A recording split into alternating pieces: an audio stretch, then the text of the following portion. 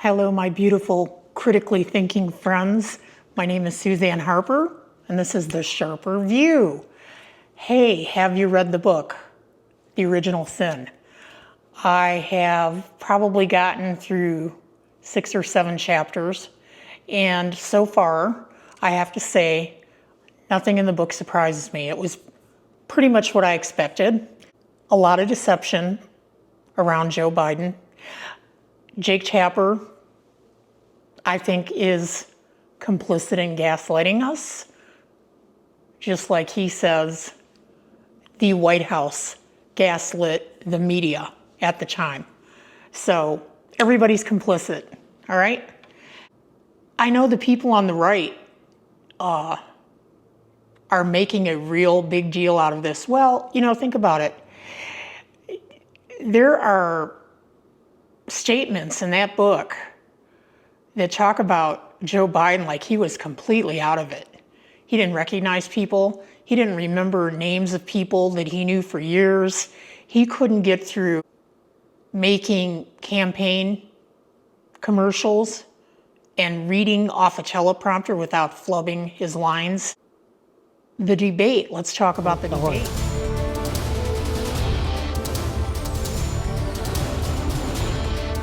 Great to be here. Thank you. And please welcome the 45th President of the United States, Donald Trump.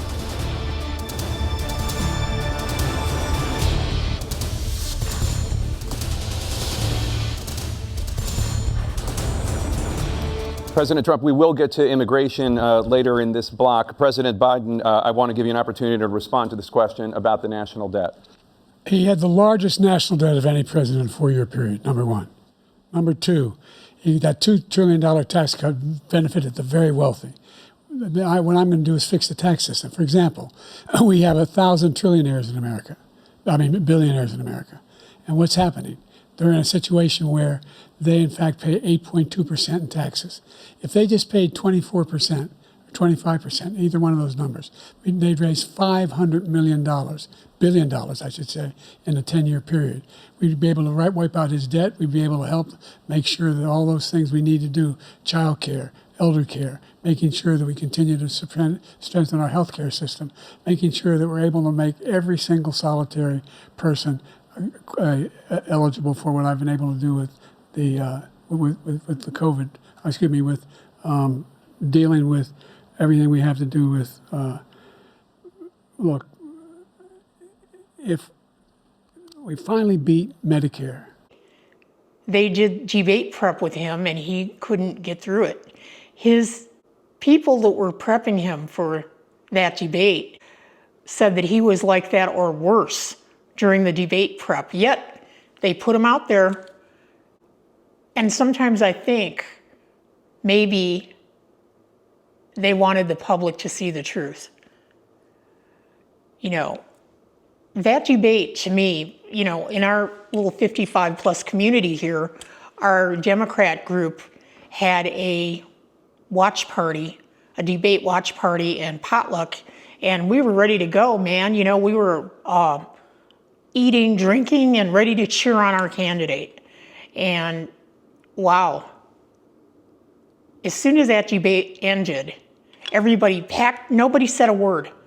I don't think anybody made any direct eye contact. Everybody packed up their stuff and left ASAP.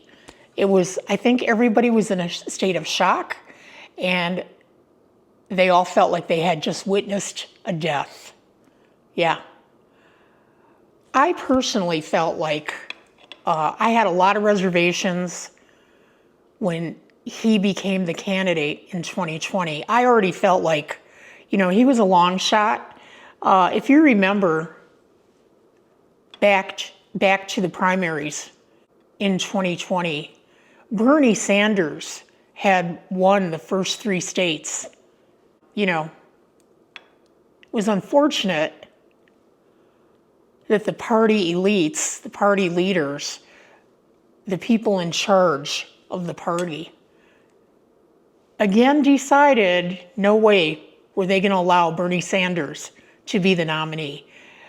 On the one hand, maybe they thought Bernie couldn't beat Donald Trump. I kind of disagree with that. I think that people had just gotten over, 4 years of the crazy Trump White House. And, Bernie maybe had ideas that were a little left for some people. But now look at how we've evolved into thinking his ideas are pretty good. Well, Bernie Sanders, I always say, the best president we never had. And it's unfortunate. So I don't know if you remember, but right after that debate, Kamala Harris was out there doing damage control. And the funny thing about Kamala Harris, there was a chapter in the book about her and her relationship with Joe Biden, and apparently it wasn't all that good. They said things about Kamala Harris that were kind of surprising to me, like that she really wasn't that nice of a person. Wow. Nothing's ever as it appears to be, is it? Apparently when Joe was trying to decide on who he was going to pick as a running mate, it was down to Kamala Harris or Gretchen Whitmer. He ended up going with Kamala Harris, but it seemed like Joe kind of kept Kamala out of the limelight. Like, the book said she didn't want to take on any tough assignments.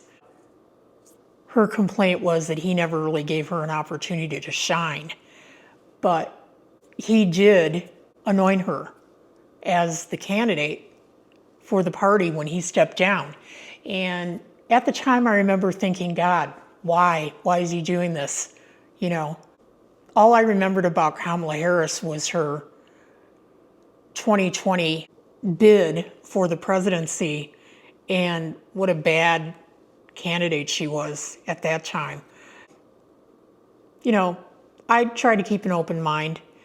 He, according to the book, he kind of endorsed Kamala as maybe the last slap in the face. And, maybe it was the last slap in the face, because it's hard to overlook the fact that he stayed in the race for 3 weeks after that debate performance. And was he putting his own ego above the good of the party and the good of the country? This will be Joe Biden's legacy, okay? And this will be what's written about him in history books. He pretty much created the perfect storm for us to have Donald Trump. And I don't say it was only Joe Biden. There are a lot of people that were complicit in our party, in the Democratic Party, his handlers, his family, and the media, okay? All complicit in getting Donald Trump reelected, in my opinion. Now, what's the solution to this? Well, age limits. You've got a minimum age requirement in our Constitution of 35 years old. So how about a maximum age requirement saying that you can't run for president past, the age of like maybe 60 or 65, because most of these presidents run for 2 terms. So if you won the presidency at age 60, you'd finish up your second term at age 68, which, for most people at age 68, you're still pretty much on top of your game. Maybe, not like you were in your prime, but, you still may have your cognitive health, okay? So, that's my personal opinion. Oh my God, that was something else.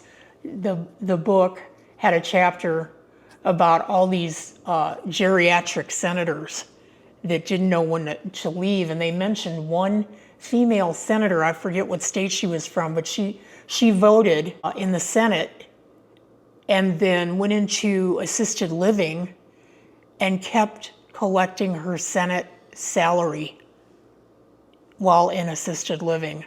That to me, talk about an original sin, that's a mortal sin, okay? You got to know when to go. You know, for the rest of us, didn't you kind of look forward to retirement? Didn't you kind of go, I mean, I know I did. I was like, wow, you know, I can't wait till I can collect my Social Security and get the hell out of here. But, you know, they described it in the book that the power of the presidency is intoxicating and very, very hard to give up. And I can see that. I could see it, absolutely. So is the book worth the read? Yes, I would say you'll learn a lot about Joe Biden, the person, Joe Biden's family, the situation in the White House at the time, and maybe you'll change your views. I don't know. But anyhow, that's my take on the book, The Original Sin. I didn't want to do like a book report because, you know, if I hit all these bullet points of what was in the book, then, you know, why bother reading it? And I think it is kind of a historic record of what went on in the White House from 2020 to 2024. Okay? Not that we can change it, all water under the bridge now, but we can certainly learn from it and prevent it from ever happening again. Okay? Yeah. Okay, so my name is Suzanne Harper.